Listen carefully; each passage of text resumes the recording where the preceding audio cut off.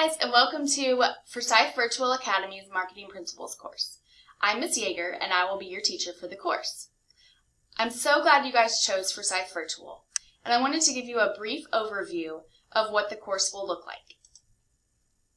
When you go to the Resources tab and click on Unit 0, this is the first unit in the course.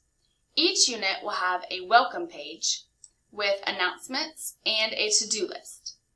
In Unit 0, we've also included a course syllabus and an outline listing the units that we'll cover.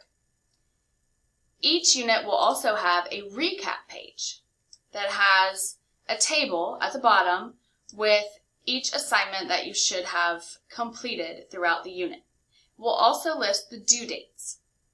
Throughout the course, to be successful, it's very important that you follow the due dates, work ahead, and communicate proactively with your teacher. It's important for us to know if you're having issues so that we can help you out. We hope you have a great time and learn a lot along the way. Let's have a great time, guys.